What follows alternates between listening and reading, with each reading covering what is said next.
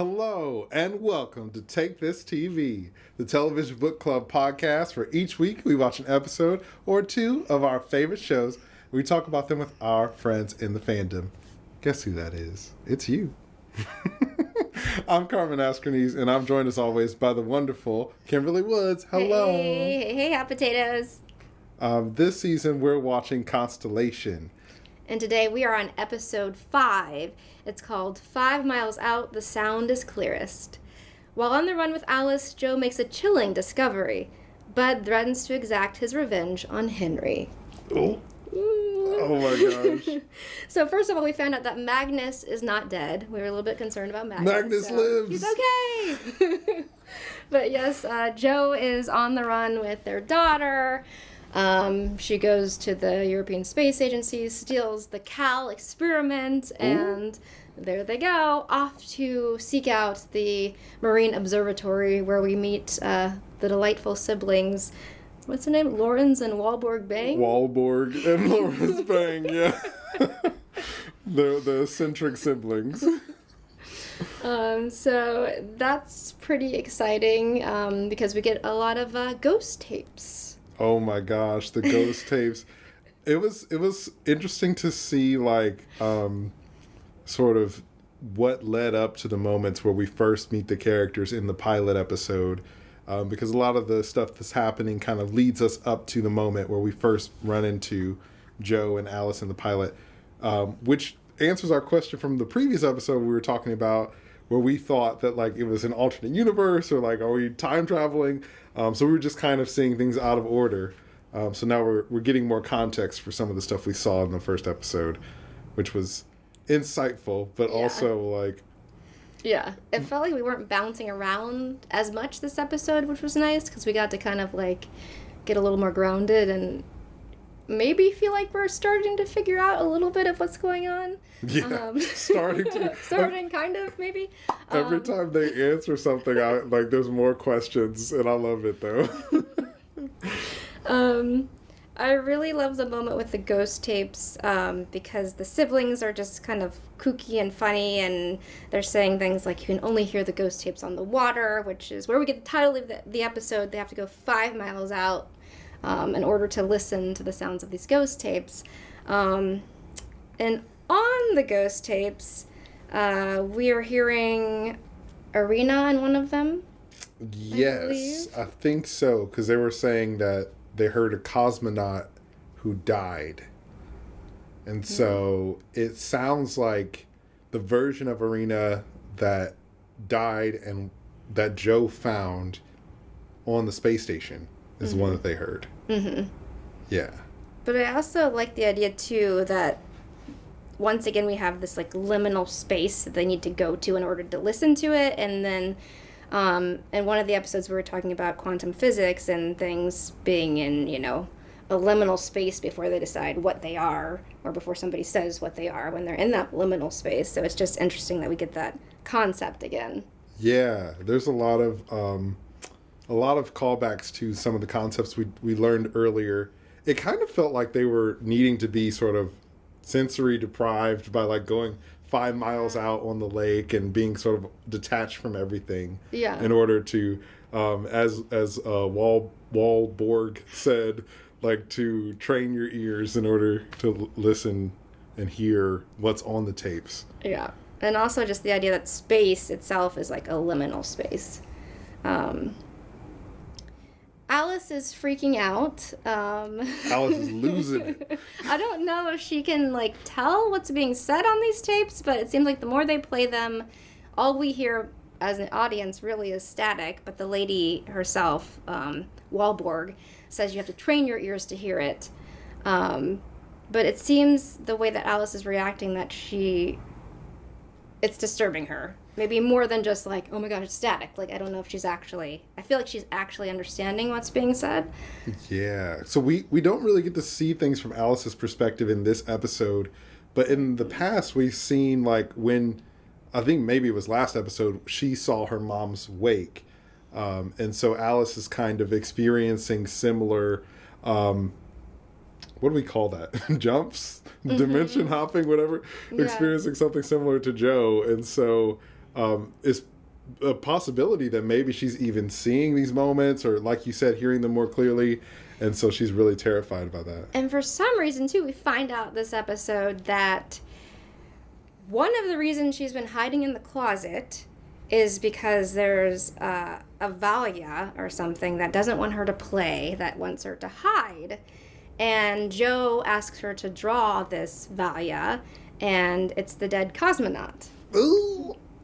So it's Irina that she's apparently seeing as well as hearing.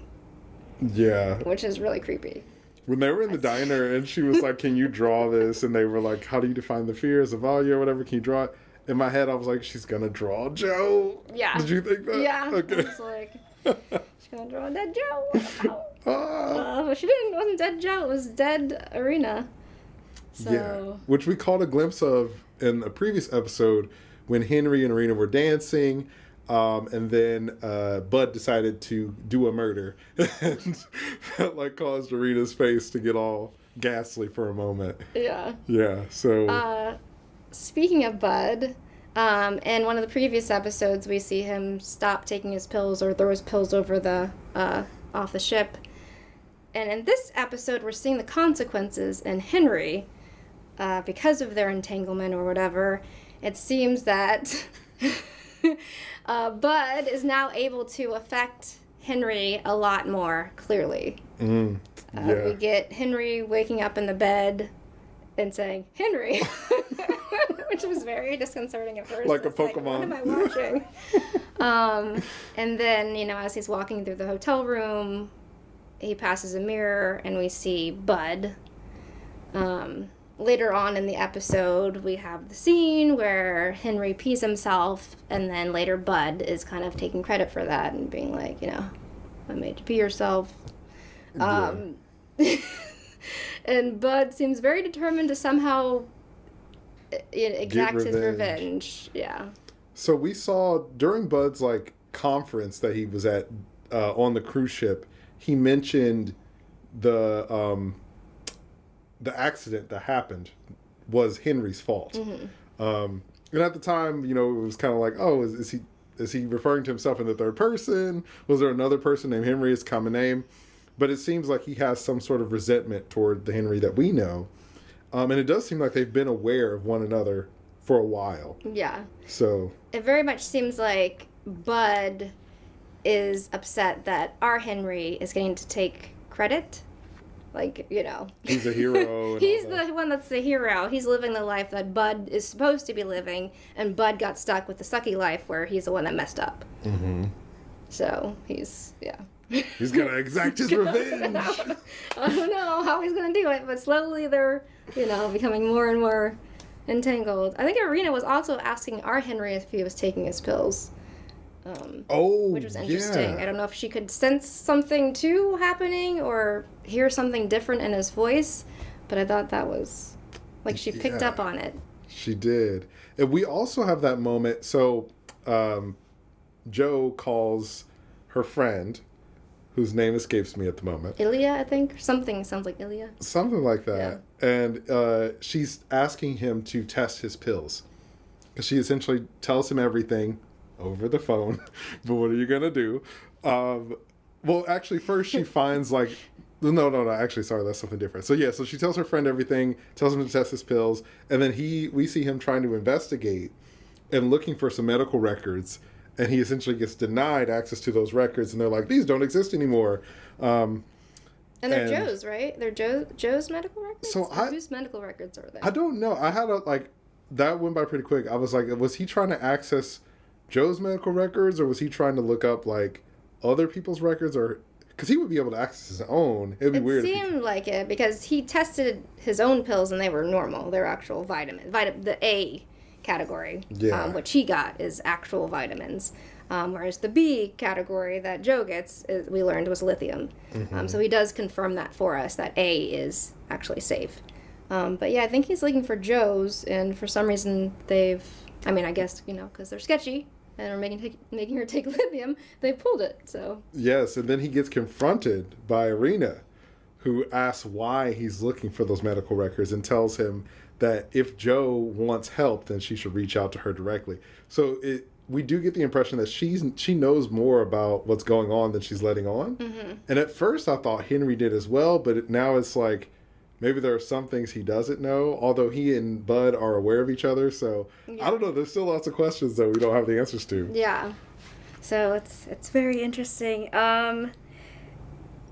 The exciting part for me, too, at the end of the episode, is that we kind of learn that once they start putting the tape recorder near the little cowl experiment, you start to hear what's on the tapes more clearly.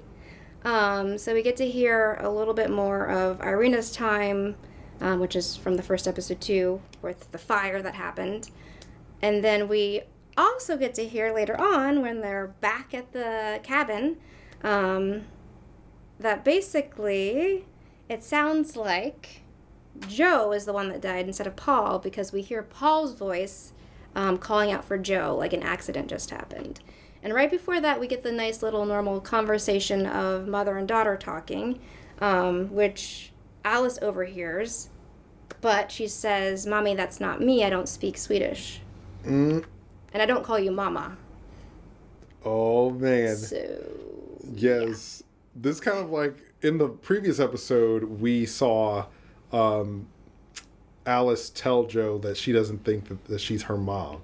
And so now, over the course of this episode, we kind of see Alice putting the pieces together of like, something is off, and mom's not acting how I remember her. Mm-hmm. And so, Alice is a smart kid and she's putting the pieces together. There was that moment when they were at the siblings' house and she steals the phone. And I was like, is Alice just being a little klepto? But she stole it to call Magnus. And I was like, oh, okay. That makes sense. Yeah. But just like the idea of knowing somebody's phone number was really foreign to me, I guess. And so I was like, why is she stealing the phone? She guesses the passcode, which was pretty good. Yeah. But yeah, I was wondering too, because we see her like several times before in other episodes when Joe's like, "You haven't been practicing your Swedish," and she was giving her these looks like, and now we got an answer to those looks, which was she had never learned it, and was another reason why she was like, "You're not my mom." Like, yeah, how do you not know that? You should know that I don't know how to speak Swedish. So, anyway. I thought it was an exciting episode. Anything else you want to highlight, Carmen, from this one? Oh my gosh. It was so exciting. I love that Joe finds like one of the last payphones in existence. They're at the diner and she uses it to call the siblings. She also does a quick Google search of the siblings and sees that they were arrested because people said they were trying to scam astronauts. And then Joe fully commits to her mission, and she takes her daughter to these strangers' house anyway, even though she looks up that they've kind of been defamed online or whatever. Which we also found out too, that Henry had been there in the 80s to this sibling house to like listen to the ghost tapes. That's right. And cause some trouble or something. We didn't get much more beyond that. His visit. Yeah, his visit probably wasn't as pleasant. We also get a scene with Magnus and Frederick. Mm-hmm. And so Magnus is sort of ready to get the cops involved because he's like, oh my gosh, Alice is gone. She's in danger. But, Frederick, being the corporate company man that he is like, no, you don't want to call the police. Come on. You don't want to ruin your wife's career. Which on one hand, like, I'm rooting for Joe to not, like, go to jail and get murdered by the government. So I'm like, yay. But also it's like, oh, man, Frederick is trying to, definitely cover things up. And we do have that moment where Joe asks him, honestly, to be honest with her, if he knew about the pills. And we see him, I couldn't tell if he was lying or not. What did you think? Yeah, that was weird. Yeah. It seemed like he kind of knew. He wasn't like that surprised. Yeah, he I don't wasn't know, or surprised. something. He didn't act like I thought he would if he was surprised, so it seemed like he knew something. That's a good point. He was definitely ready for that question. Maybe in his training they were like, this is what you say. And Henry goes to Frederick once he finds out the machine is missing, and I guess Frederick is going to try to find Joe and get it back. Henry's like, I have to come with you. And that's when we see Bud sort of take over Henry's body, or cause Henry to pee himself. And so I definitely misunderstood Frederick's role at the company. Mm-hmm. And it seems like he's someone in more of a position of power than I thought he was. Yeah. I thought he was just kind of like a guy that worked there, but it seems like he's like a director or something. Yeah. And I still don't know what, like, in this world, what him and Joe were going to go start, because it sounded like, they had talked about heading up a different section of their own. So maybe it has something to do with that. I don't know. It's interesting.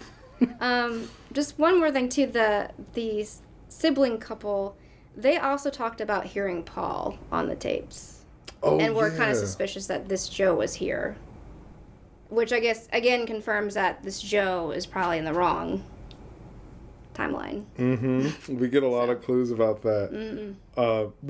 Which makes me wonder, like, Alice seeing Joe's wake, like, is because our Joe is in this timeline, is she, like, causing things in this timeline to, like, be obfuscated or to change? Because, like, why would the siblings know that Paul is back if they aren't able to see into, like, other timelines or whatever?